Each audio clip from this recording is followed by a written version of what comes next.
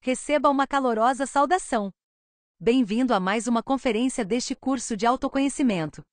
O tema que estudaremos hoje é intitulado O Difícil Caminho e o Trabalho Crístico. Um tema de vital importância para o nosso progresso no nosso caminho interior, pois este caminho é certamente muito difícil. Porém, saber de antemão quais os obstáculos que o dificultam, nos permitirá avançar a bom ritmo e alcançar o objetivo da autorrealização íntima do nosso ser numa só existência. O caminho para a autorrealização é difícil. Sem dúvida, o caminho que leva à iluminação não é fácil de seguir. É realmente muito difícil, caso contrário a grande maioria de nós já estaria desperta e iluminada, pois sem dúvida em muitas de nossas múltiplas existências tivemos o conhecimento do caminho que leva à autorrealização. Porém ainda estamos aqui, adormecidos e perdidos. Há muitas razões pelas quais este caminho é difícil, a principal delas, eu diria, é o facto de que, para percorrê-lo, temos de nos confrontar e derrotar constantemente, e essa é a guerra mais difícil. Este caminho é conhecido como caminho do fio da navalha porque tem perigos de ambos os lados e cada passo traz dor. Muitos iniciam este caminho, muito raros são aqueles que alcançam a meta. Embora seja um caminho difícil e doloroso, é sem dúvida o único que realmente vale a pena percorrer. E isto porque o seu ponto final é a libertação total, o despertar de 100% da nossa consciência e o retorno ao seio do Pai Cósmico comum. Mas agora, tendo alcançado a sabedoria, a maestria e tendo se tornado deuses criadores, para fazer parte do exército da voz, ou da grande palavra que ressoa por todo o universo. Nesta conferência entenderemos por que o caminho para a autorrealização é difícil, e aprenderemos sobre alguns obstáculos que encontraremos ao empreendermos esse caminho. Veremos também como transcender esses obstáculos, e falaremos sobre como evitar possíveis formas de autoengano que poderiam nos impedir de avançar em direção à autorrealização. Então vamos analisar quais são esses obstáculos que dificultam este caminho, para que aprendamos a transcendê-los e avançar em nosso trabalho interior. O primeiro obstáculo que vamos encontrar é o nosso próprio ego e, mais especificamente, aquele lado sombrio de nós mesmos que não conhecemos ou não aceitamos. Como eu disse a vocês, o mais difícil é nos enfrentarmos, decidirmos descobrir e reconhecer que não somos pessoas tão boas quanto pensamos que somos. E que para nos conhecermos verdadeiramente devemos nos abrir para descobrir a perversidade que reside dentro de nós.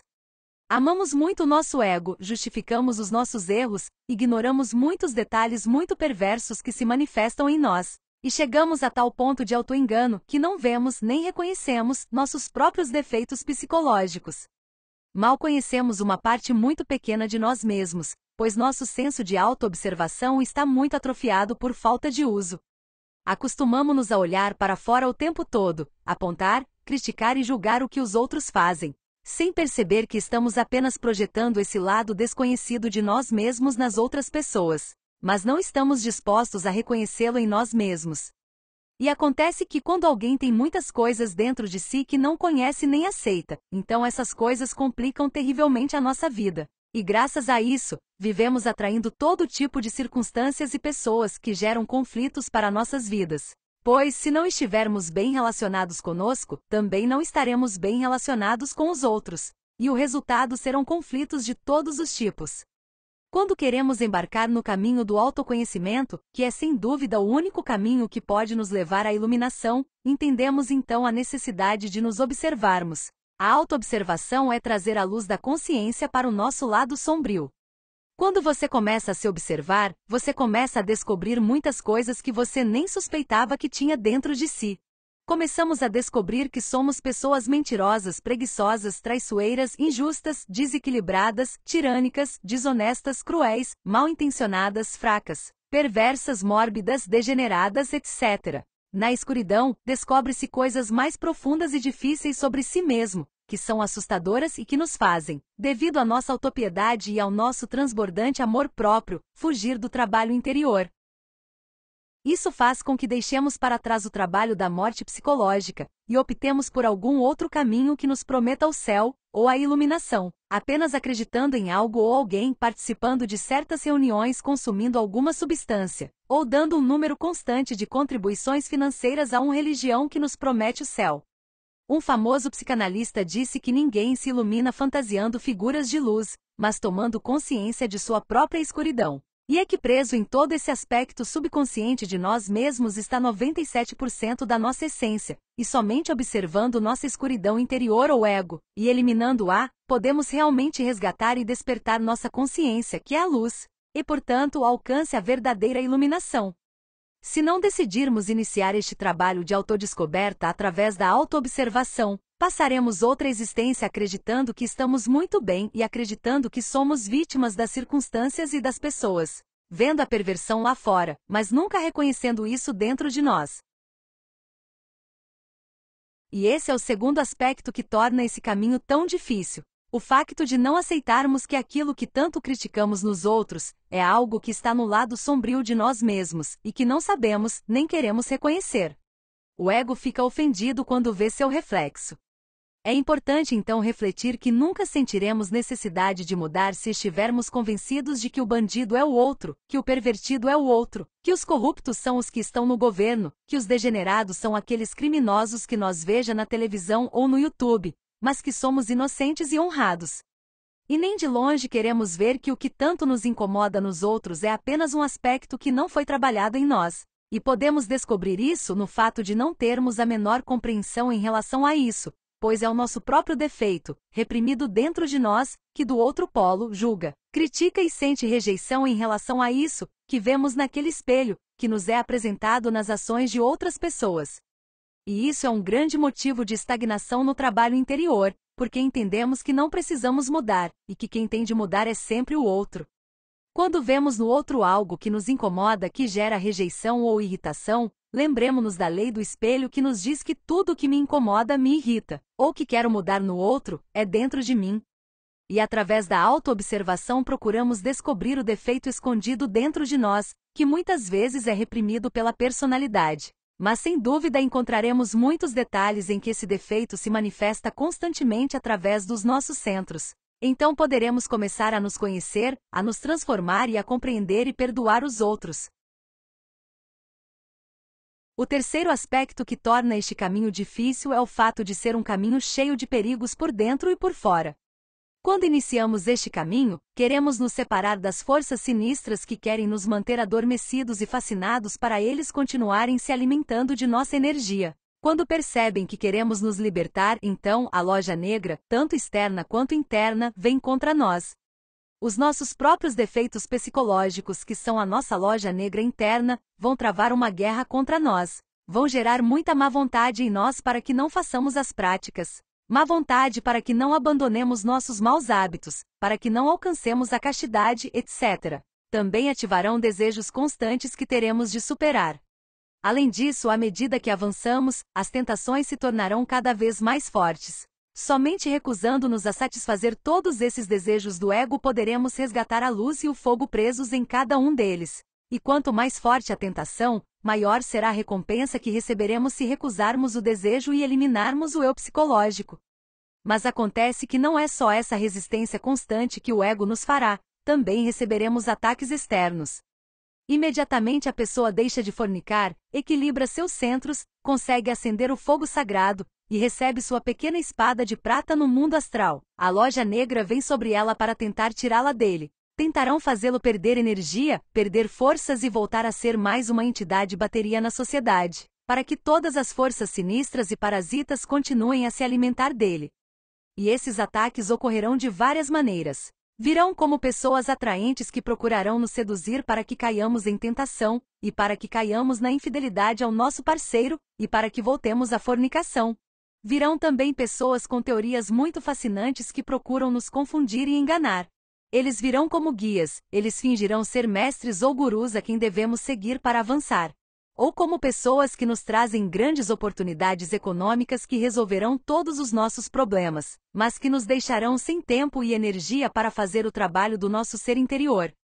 É por isso que temos de estar muito alertas e praticar a morte psicológica em todos os momentos e em todas as situações, para que a consciência se manifeste constantemente em nós, guiando-nos através da intuição.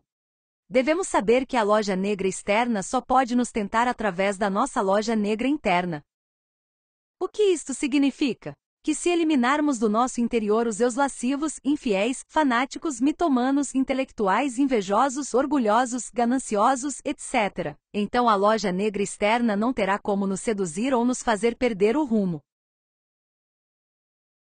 Outro grande obstáculo nesse caminho é o autoengano.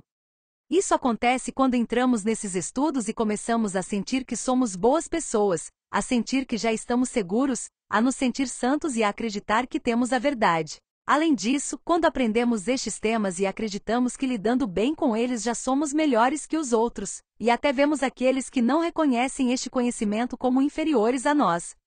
Muitas vezes acontece até que a pessoa começa a trabalhar sobre si mesma e percebe que tem muitos defeitos psicológicos, que deve parar de desperdiçar energia e começar corajosamente a fazer o trabalho interior. Então abandona alguns de seus vícios e elimina alguns de seus defeitos. A pessoa pode até começar a ensinar este conhecimento aos outros, alcançando algum avanço interior. Mas então ele começa a entrar num estado de passividade, em que começa a sentir que está muito bem, que já está desperto, que está fazendo o que tinha de fazer, e baixa a guarda. Ele não percebe como os egos do autoengano estão lhe tirando as forças, ele perde a revolução e estagna indefinidamente no caminho, até que aos poucos acaba perdendo todas as forças.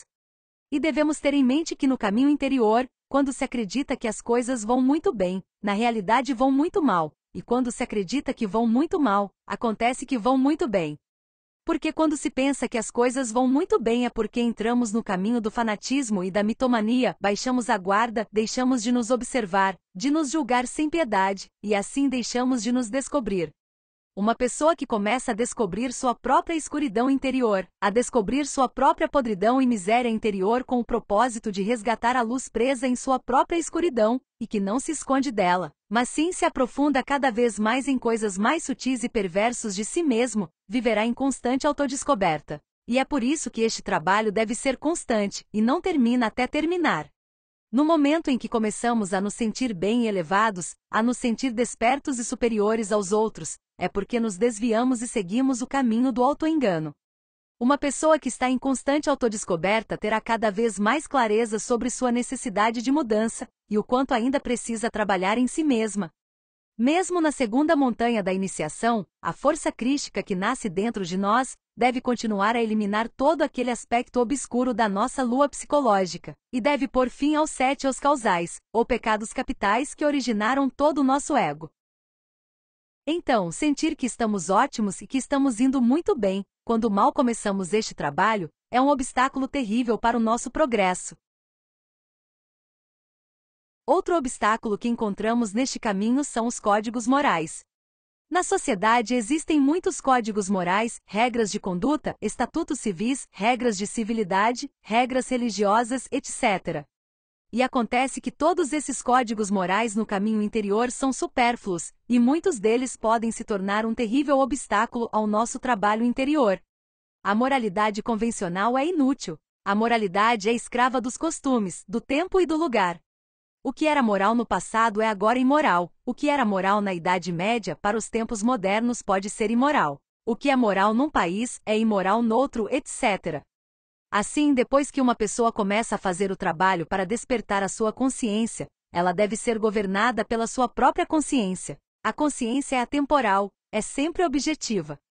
Na sociedade encontramos, por exemplo, preceitos que nos dizem que temos de estudar para ser alguém na vida. E seguindo esse código estabelecido, passamos grande parte dos anos de nossas vidas na preparação básica, depois no secundário, depois na universidade, depois na pós-graduação, no mestrado, nas especialidades, etc. Tudo isso para ter um emprego, tentar conseguir dinheiro, conforto, dar-nos luxo, ter prestígio, etc. Porém, tudo isso são apenas objetivos de personalidade que não nos levarão a desenvolver nada permanente ou transcendental, uma vez que todas as conquistas e sucessos materiais são engolidos pelo tempo. Quando morremos eles ficam, a única coisa que transcende o tempo é a consciência que despertamos.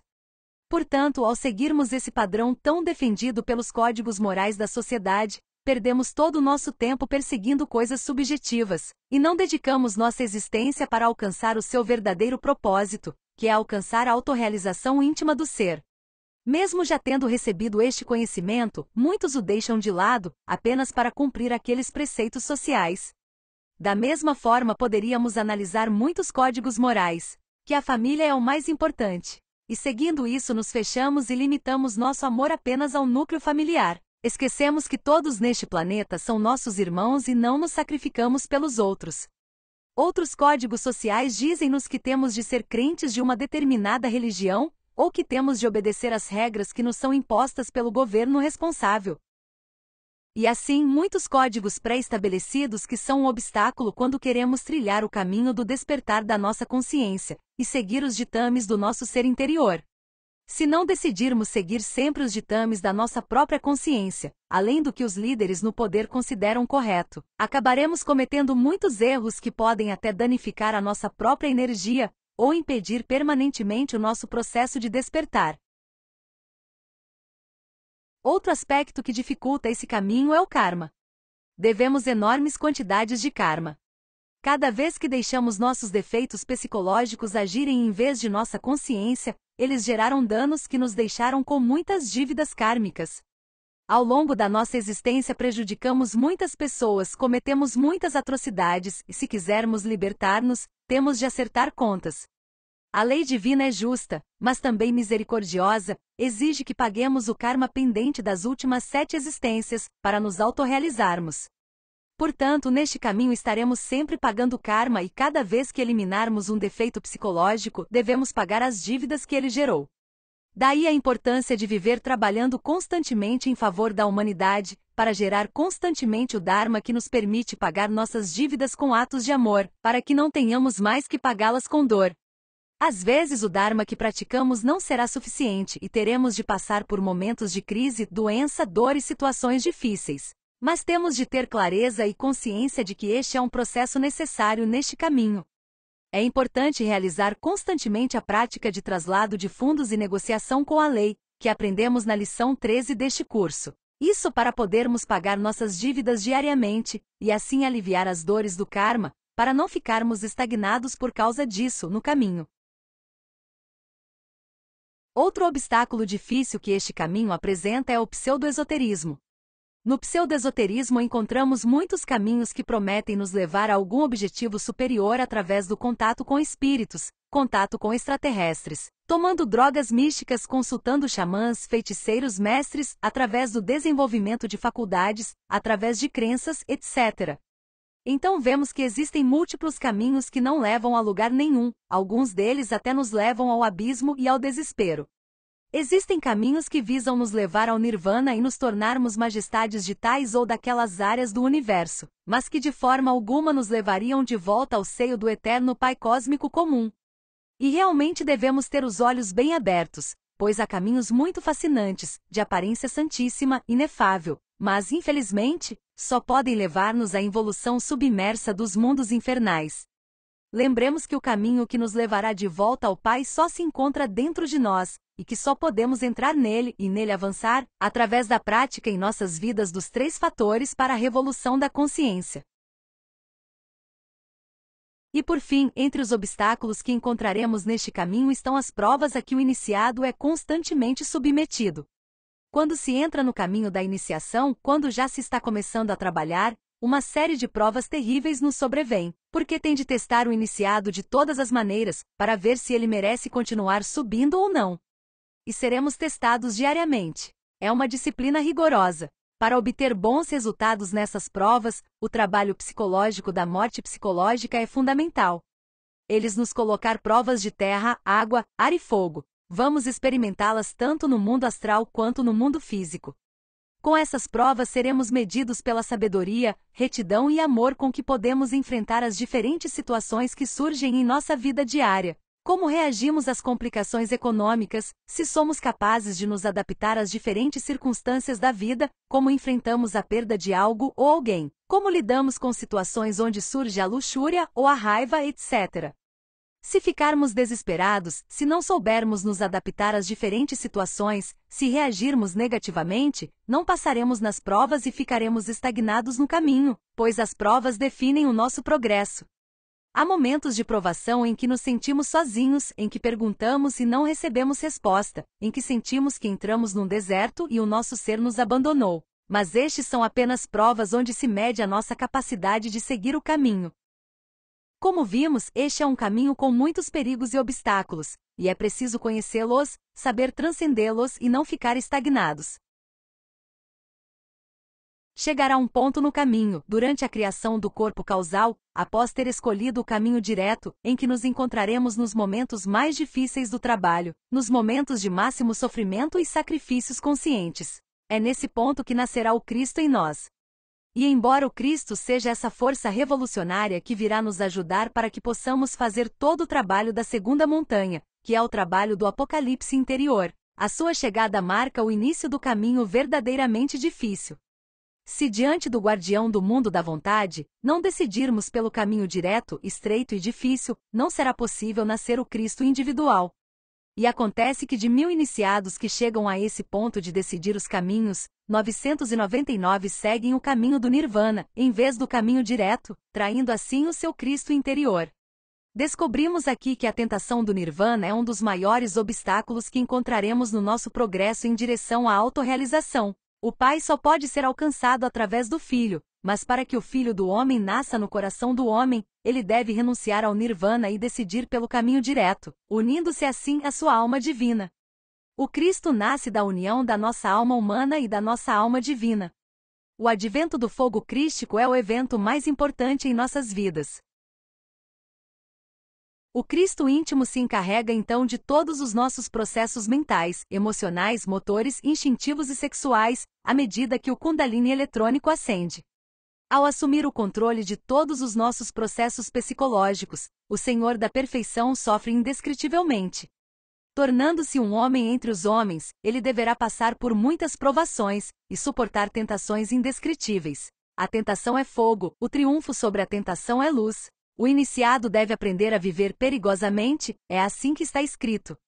O trabalho da segunda montanha é um trabalho árduo e intenso porque é o processo através do qual o fogo crístico dentro de nós nos ajudará a nos purificarmos completamente e a nos libertarmos completamente do ego.